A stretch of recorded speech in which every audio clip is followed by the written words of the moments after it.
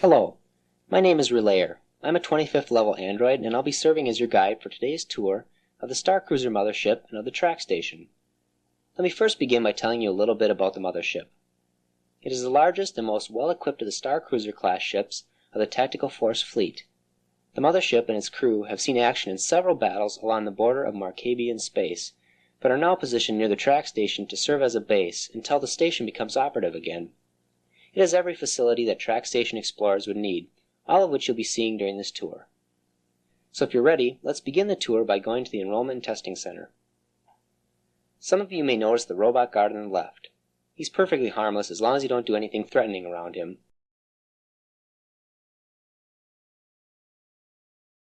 The computer you see in front of you serves several functions, one of which is processing the applications of new enrollees into the Tactical Force.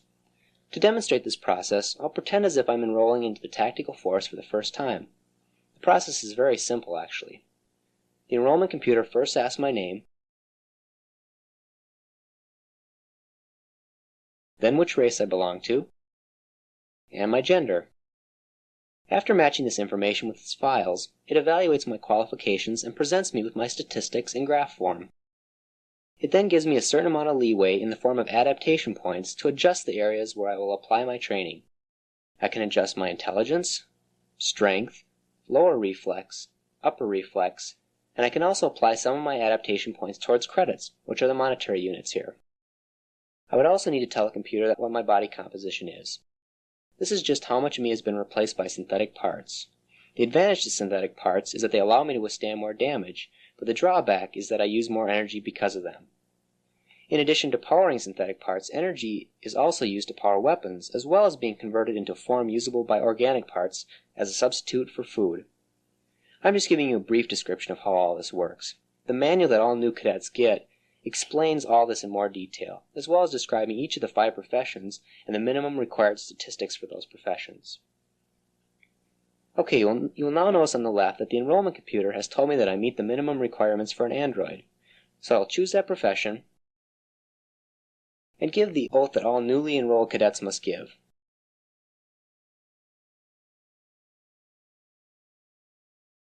It then tells me that I'll need to go to the group assembly office to form an exploration group.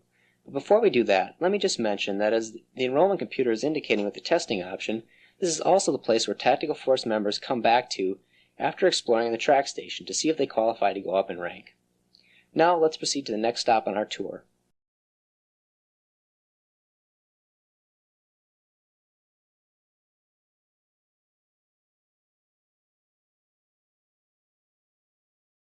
As some of you may have gathered from the sign on the door, this is the group assembly office, and sitting behind the desk is Mr. Trepper Lelf. He is the administrator of this office, and one of his responsibilities is to assist explorers in forming groups. So why don't we take a look at his roster of available explorers. You'll notice that it just gives a brief description of each of them. We can now select people to add to our group or remove from our group. I'll select myself and these 6 other explorers, which I should mention have been generous enough to donate their time to help me demonstrate for you just exactly what an exploration group goes through in a given day. Now you'll see that Mr. Love then provides us with a summary of each of the members of the group. It lists their professions, their names, and it also lists their electrical and physical shielding rating. Those numbers indicate how resistant that member is to electrical and physical types of damage, respectively. The summary also tells you how much damage each member has, how much they can take, as well as how much energy they have and how much they can hold. Let's step out of Mr. Lelf's office and continue with the tour.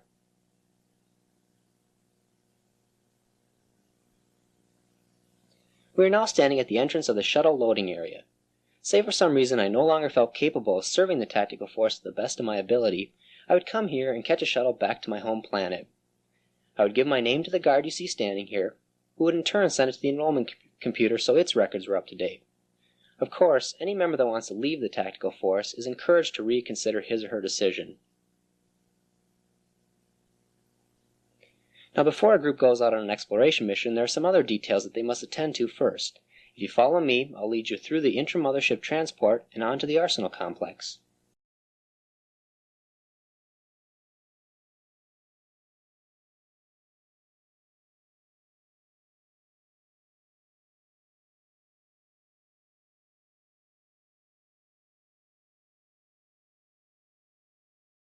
The first area we will see in the Arsenal complex is the Energy Distribution Center. It's merely a place for Tactical Force members to buy energy. They can also sell energy here if they're really in need of credits. We'll have Mechanismo demonstrate how the energy transfer process works, and we'll use Blaster's credits to pay for the energy. All we have to do is tell the operator how much energy we want, and zap, you have a little more spring in your step and a few less credits in your account. It's as easy as that. Now if you follow me once again, we'll walk over to the Arsenal. One quick word of caution here before we enter. New cadets should be very careful when dealing with the Arsenal's proprietor, Mr. Preet Glavis Warren. He's a fast-talking salesman, and he may sell you something you really don't want or need. Of course, don't tell him I said any of this.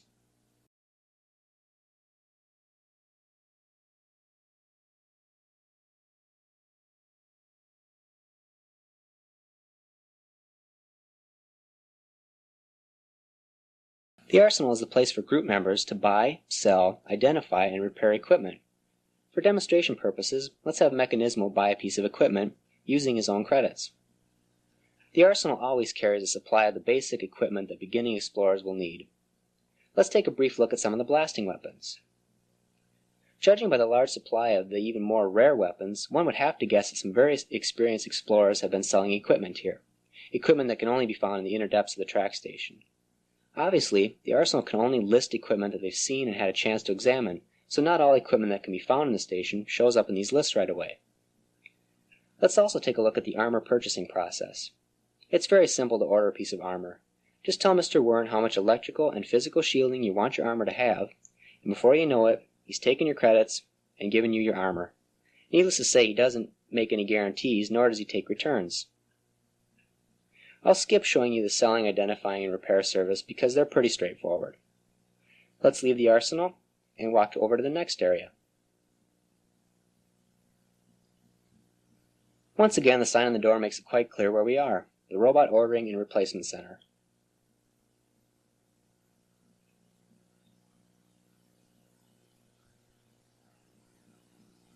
If a cadet selects the cybernate profession, he or she is allowed to purchase one robot. A robot is essentially a fighting machine that is an extension of its cybernate. So cybernates are responsible for the maintenance and programming of their robots. In fact, the two are inseparable. I'll give you just a taste of what it's like for a cybernate to purchase a robot without going into too much detail. Cybernate training would be needed to fully understand everything involved.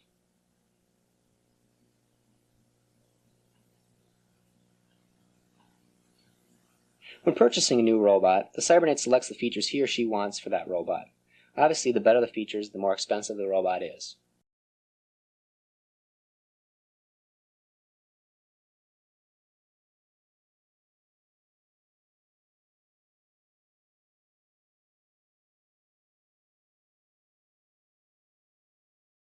As you can see here, the robot that our cybernate has ordered costs more than we can afford, so we'll just cancel that order. In fact, starting cybernates can usually only afford the most basic of robots, and then as they earn more credits, they can come back here and trade in old parts for newer and better parts. And like the Arsenal, the credits that you get for trade-ins are never as many as you expect.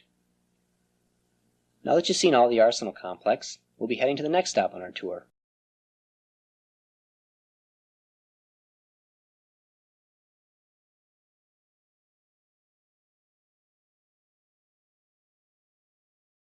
We are now at the infirmary. This is where Tactical Force members that are ill or damaged from their explorations in the track station come to receive medical attention. Staff here is excellent and able to treat just about anything that a group member of any race could contract. Just tell them who needs treatment and who's paying for it. Then after diagnosing the patient, they indicate what type of treatment he or she needs and then provide it. Let's step out of the infirmary and head back to the transport. You've now seen all but one of the areas of the mothership that Tactical Force explorers have access to. Of course, that's a small fraction of a large ship, so let's go to the last of those areas. All explorers going to the track station do so via the Tesser port. Tesseracting is basically a way of going from point A to point B without actually traveling the three-dimensional distance between those points. Now before we go to the station, I must remind you that it's very important that you stay close to the group. The explorers that we have with us will easily be able to protect us from anything we may come across, but if someone gets separated from the group with no armor or weapons, they're as good as dead. And if everybody's ready, then we'll proceed to the track station.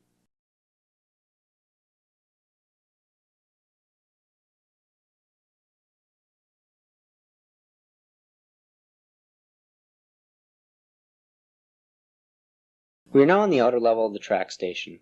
The primary goals of explorers in the station are searching for information as to the fate of the Council of Five, as well as trying to determine why the station is no longer functioning. These are formidable tasks to say the least, but all explorers know the importance of the track station to the survival of the Alliance. But first, my group of assistants will demonstrate for you the more everyday types of things that explorers do. The first thing that a newly assembled exploration group must do is decide where each member walks in relationship to the others. They want to make sure that the stronger members are in the front rows, with other members finding varying degrees of safety behind them.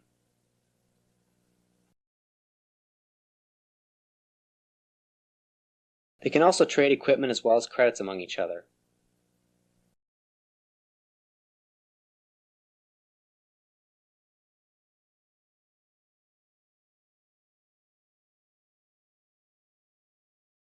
If the group members are particularly trusting of each other, one member can be put in charge of the group's credits by pooling all the credits to him or her. Group members can also evaluate their individual statistics.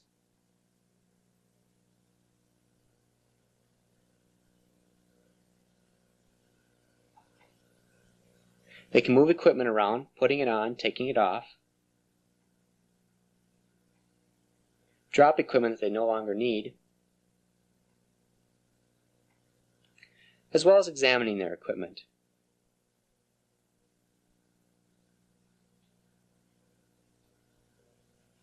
Group members can also transfer energy among themselves.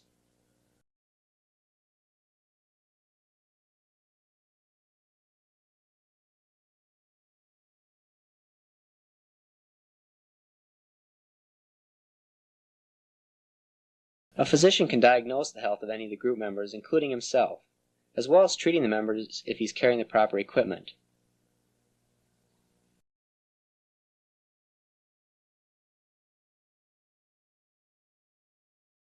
As you can see here, Blaster is in perfect fighting condition and needs no treatment. I should also point out that most of these same types of things go on in the mothership as well.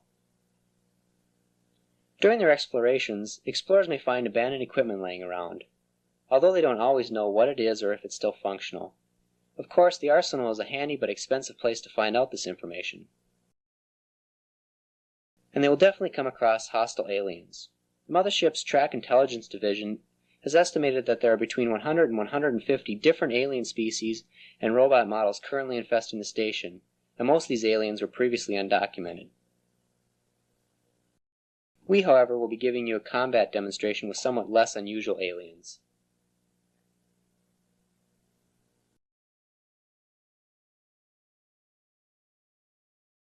In battle, each group member has several actions that he can take against the attackers. The upper and lower reflexes of the explorers determine how quickly they can complete various actions, and therefore how many of those actions they can complete in any given period of time. Blaster will be demonstrating some of the various swinging techniques.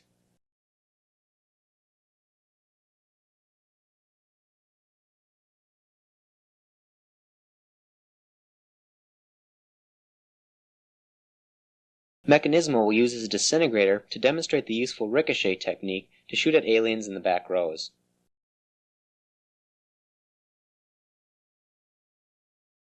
While they demonstrate swinging and shooting, Electrode will throw an immobilizer at one of the aliens.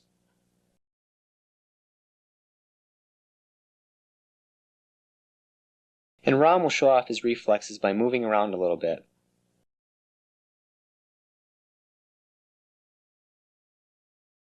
The group's cybernate, Cyborg, who is injured, will wait for Blade, who will heal Cyborg's wounds with the cell regenerator.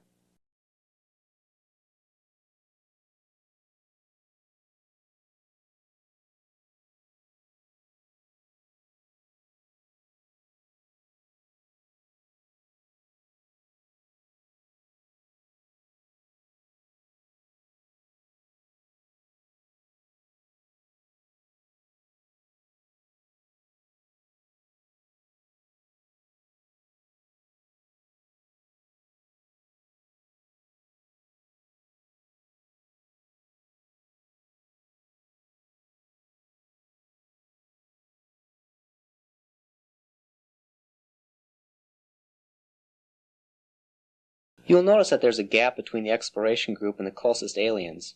The group can now decide whether they want to advance towards the aliens or retreat from them. Retreating would be a better choice if the aliens were getting the best of the group, but in our situation, let's advance towards them. Of course, the group never knows what the aliens will do.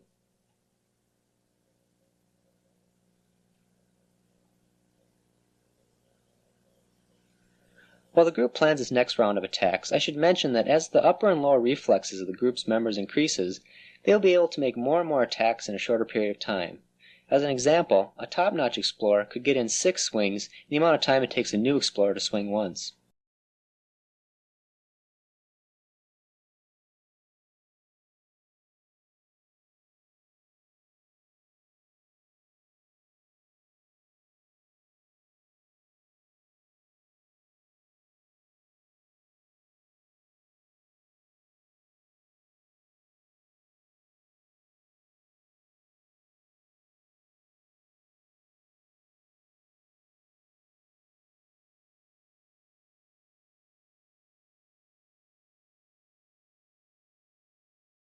Once the group has successfully destroyed the attackers, they are compensated with credits which are awarded by the enrollment and testing computer.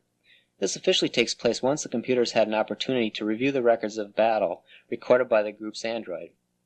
Members also gain an experience with successful combat. Also, an android in the group can scan the remains of the dead aliens for any equipment that may be of use to the group. Of course, like any other equipment found in the station, you may not know what it is, what it does, or if it's still functioning. We wouldn't be giving you an accurate feel for life as a tactical force explorer if we didn't mention the cold reality that not all explorers survive the challenges of the track station. If an entire exploration group perishes, the Track Intelligence Division in the mothership will eventually learn of the group's fate. They'll notify Mr. Luff with the group assembly office, and he'll update the missing explorer's file with the enrollment and testing computer.